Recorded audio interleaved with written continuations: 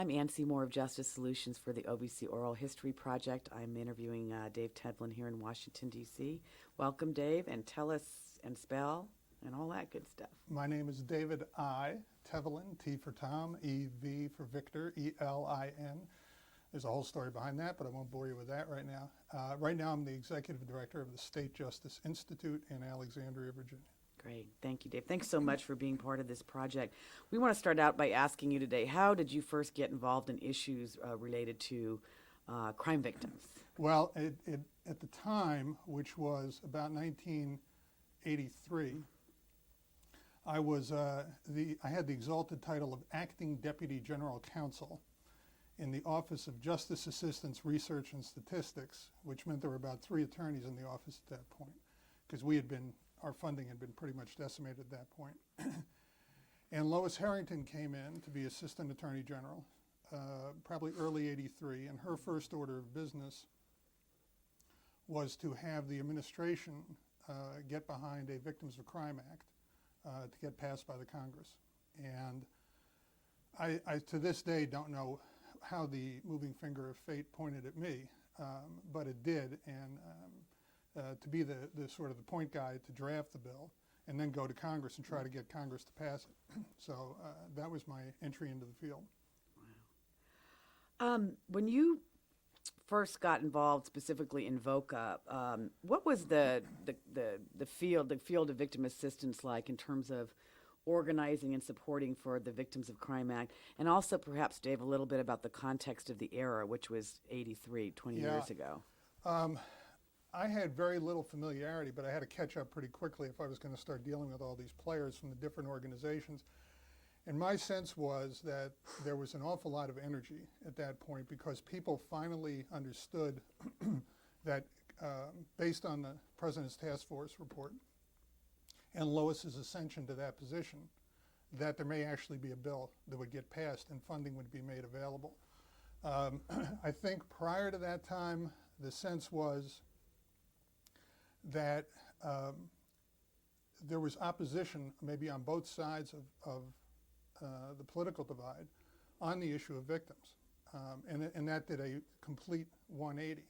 The opposition from liberals was that you got to be wary of this stuff because it's really conservatives trying to take rights away from criminal defendants and give additional rights that they don't deserve to the victims of crime who aren't even a party to these criminal proceedings. Conservatives were against it because it was seen as another government handout program. Here we go, we're going to create another multi-$100 million, billion-dollar fund to assist a new group of people. And what was interesting was the way the politics turned on it, is that you could sell this program, and Lois was extremely adept at doing this, to both conservatives and liberals. Conservatives you sold to on the counter of the other argument, which was this is a way to restore balance to the criminal justice system. This is a way to make sure victims of crime get everything that criminal defendants get in terms of benefits and rights. And liberals could be seen as supporting it because it did create some government assistance for a needy class of people out there who hadn't been recognized as one before. And who? Can I stop just for 1 second? Yeah. The slide's kind of. You just, I think what I want you to talk about is sort of the history of the President's Task Force, because no one today knows about that, amazingly, kind of how it led to the creation of OVC and VOCA. Yeah, it was a direct lineage. I'm going to ask you to. Oh, okay. Let me know when I'll ask you. Okay. Oh, I'm sorry. That's a great question. It is. If you could just sort of go linear with us on the Lois President's Task Force into VOCA. My recollection of it, somewhat refreshed by recent visiting these notes and documents at the time, was that the President's Task Force on Victims of Crime, which was President Reagan's task force, was chaired by Lois Harrington. It produced a report that was ultimately published, I want to say late '82. Lois became Assistant Attorney General of what was then OJARS, and I gave you that the acronym of what it stood for before. Later became the Office of Justice Programs. And she came in early '83. And very shortly after she came on board, she made the Victims of Crime Act legislation to implement the Crime Victims Fund provisions of the President's Task Force report top priority. As I said, there were only a few of us in the General Counsel's office who had any experience with legislative drafting. I was probably the only one in that day, But for whatever reason, my boss, Charlie Lauer, or Hank Oltman, who was Lois's special assistant at the time, thought I might be the right guy to do it. So she called me up and interviewed me and said, okay, you got the job. And so prior to the administration introducing a bill, and this was seen as heresy by people at OMB and by conservatives who said we don't want to create another government entitlement program. The fact that the Reagan administration would be proposing what would be seen as another federal assistance program was totally heresy. Prior to that, the legislation, there had been legislation introduced in Congress by Peter Rodino, who was the Democratic chair of the House Judiciary Committee. That had been introduced for years. I think that legislation did not rely on criminal defendants' fees for the funding or fines, but on generally appropriated funds, and it never went anywhere. So the idea was that if the administration was going to come up with a bill, we were going to have to work with the Rodino people in the House and subsequently with folks in the Senate too. But ultimately that did result in the Victims of Crime Act passing in October '84 as part of an omnibus. It was, I think, called the Anti-Drug Abuse Act. It was the war on drugs was frontline at that point, and this was like Title VII of a mammoth bill. And prior to this, Dave, to the best of your knowledge, how were victim service programs funded? I mean, pre-VOCA, quite Very, different. very spottily. My understanding of it was, and again, I was not a frontline person, was that it was kind of a county by county, town by town thing. I don't even think there were state-funded programs, except for victims' comp, that there were several states that had victims' compensation programs. But as far as assistance, it was very chaotic. When you were looking to introduce and pass VOCA, what do you think was the greatest challenge that you and your colleagues faced in terms of getting it passed and getting it on the radar screen? Well, the most difficulty we had was getting a bill out of the administration. Once we got to Congress, it was pretty much clear that something was going to pass. It became a discussion about what exactly was going to pass. But the real difficulty came not so much out of the Justice Department, because Lois's good buddy Ed Meese was the Attorney General at that point. And Meese was very supportive, as I'm sure anybody watching this will know. He was a great supporter of victims' rights. But getting the administration, that is the Office of Management and Budget, to say, yes, we're going to endorse this. Yes, we are going to subscribe to the idea that there's new funding for a new kind of entitlement program, was the real problem. And I have vivid memories of those meetings where I was dragged along as basically the spare tire for Lois, who was the entire vehicle moving through those corridors. And she was very persuasive, and she came at the proposal in a way that they were not used to people dealing with in those days. It was very passionate, very personal, very direct, and it really, without her, this legislation would have never passed. And if it didn't pass then, it may never have passed. And I have to give her absolute total credit for it. She managed to get it through the administration. And once that happened, there were other discussions and other points, but it never, looking back on it, never then became an issue of we're doomed or this will never go. It was sort of the typical legislative wrangling after that. That's great. Were there any secrets or strategies you used to pass VOCA or any of the other early victims issues you were addressing? I think Lois was strategy 1 through 48, okay? I mean, without her... Secret weapon, Lois Lois There was nothing secret about it. You knew where she was coming from at all times. And she cleared the way. I think after that, the issues became making sure that people who thought they needed to get credit for this thing passing were given credit.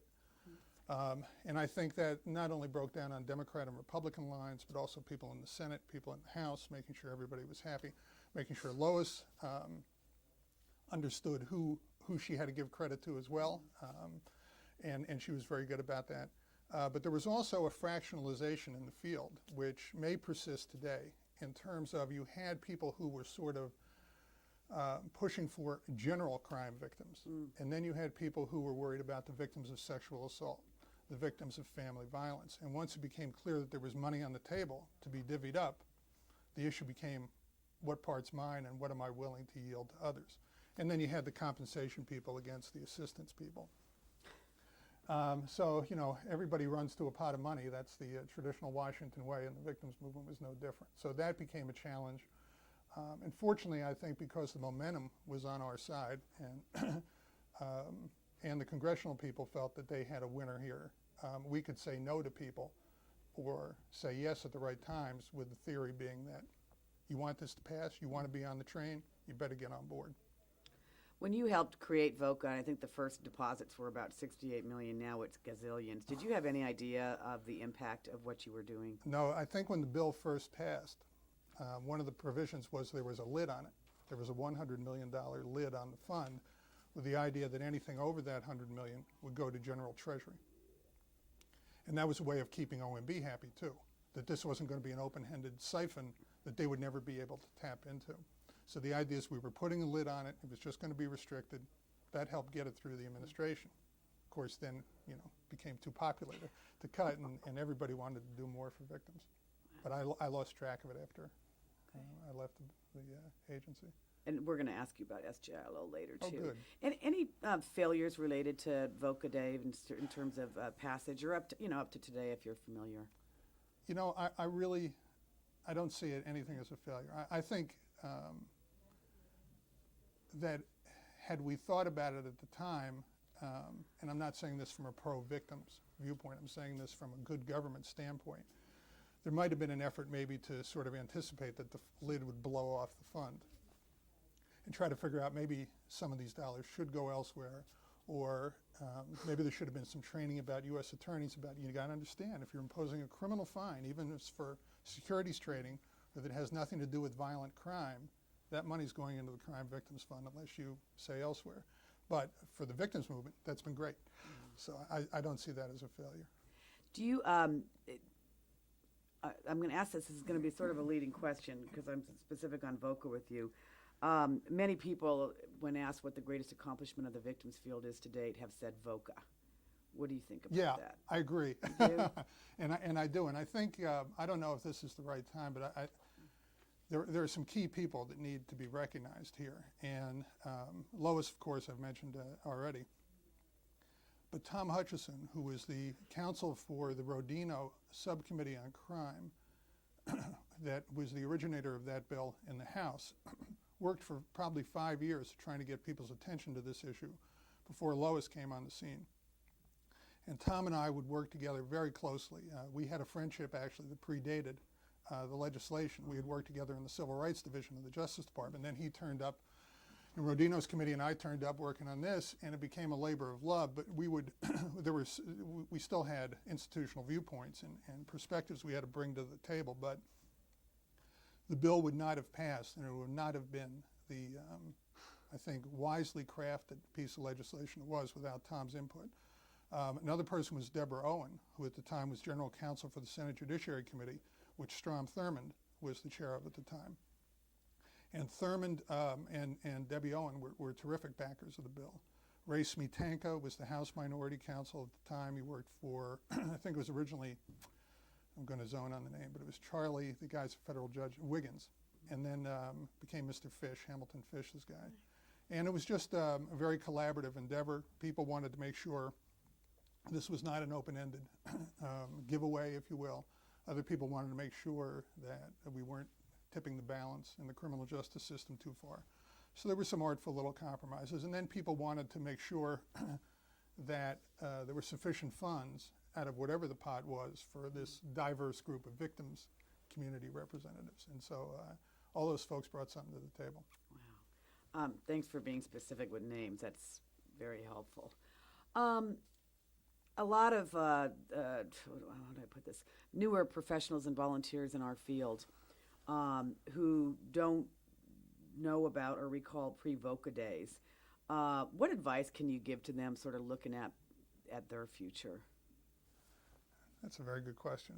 I wish I had a very good answer. I think the usual answer on something like that is don't take this thing for granted. It is subject to, change at any time in directions you may not want things to change, and you should be vigilant. And you should make sure that there's no scandal or fraud, waste, or abuse, as we love to say in the government, that affects these funds, and that you administer the money correctly and you use it responsibly, because if it's seen that people are misusing the money or spending it for purposes nobody had in mind, it's only going to hurt the whole field. Good advice. I want to ask you about SJI now, Dave. You've been with SJI, you can tell us, but I know you've intersected with the victims field, even though your focus is judges. Just give us a great overview. Yeah, the State Justice Institute is an organization that was created by Congress. It had a gestation period similar to the victims of crime legislation. It took about 5 years of work to even get a bill out, and then another 2 years to get an appropriation. And the mission is to award grants to improve the quality of justice in state courts nationwide. State courts hear about 95% of the cases in this country, even though federal courts get about 95% of the attention. But what it also means is that state courts see all the family violence cases, all the criminal cases, all the cases where there are genuinely victims of violent crime.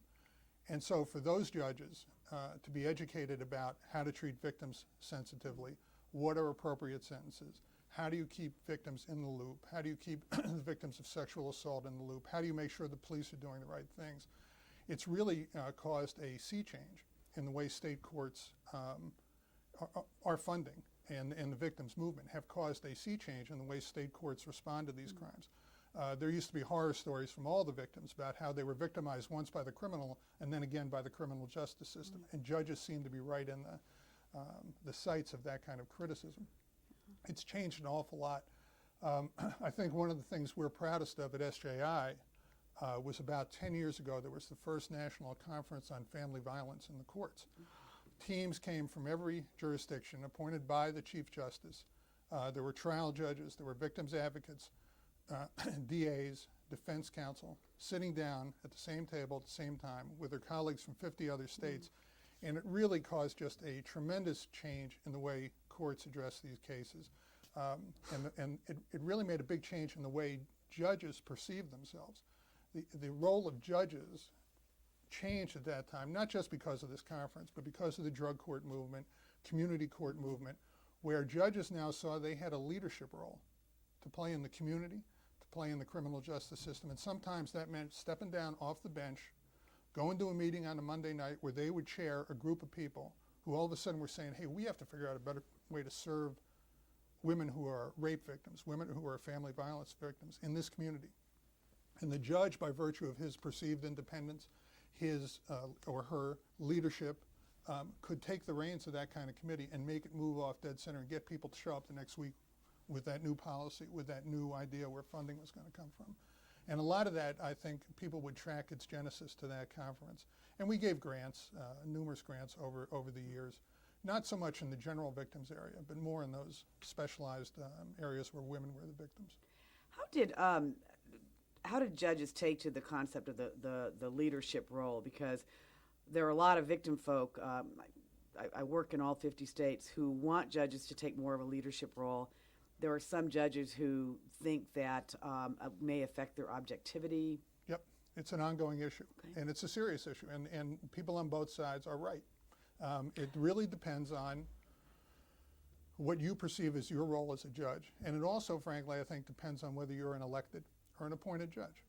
In over 40 states in this country, judges at some level or another are elected. And so when you have to stand before the voter, whether it's a retention election or an election where it's contested, you need, I think, to be more sensitive to what your community is telling you are their concerns. And if you're an elected judge and you're in a community where you see judges doing the insensitive thing to a victim and that makes headlines in the local newspaper, I think you're more likely to say, you know what, I need to take the reins here, than if you're a judge appointed for life who maybe doesn't feel that pressure or doesn't respond to that pressure. This may be a hardball question, but I'll ask it anyhow. We're talking to people from 30 years ago, and we've heard stories from survivors who weren't allowed in courtrooms and children who weren't allowed to have a support person while they testified about child sexual abuse. Judges have changed significantly in 30 years. Can you just sort of end this morning by talking about some of the some of the things that have helped, and I think SJI is one of them, what's facilitated that change in the judiciary? I think, yeah, SJI will give us a little credit for it. I think the victims movement generally, I think the horror stories that have been in the press that I'm sure you've heard from people have gotten people's attention. And it's just been sort of a cumulative thing. And I don't think you also should rule out the fact that it's been a generation since 30 years ago. And the people who have come up to be the DAs, be the judges, are now people who have come up in a different climate, politically, legally. Victims, you never heard about victims when you were in law school, when I was there, which was 30 years ago. And I'm sure you hear about it now, and I'm sure there's case law that didn't exist then. So I think just with the passage of time, there's been more of a sensitization. And I just think it's good government now, where in the past it wasn't seen as a government role to worry about it. That's great. Anything I didn't ask you that you would like to add today, Dave? No, I think this is great. Right. Congratulations on doing this. Thank you. Thanks for participating. We appreciate You're it. very welcome. That's it.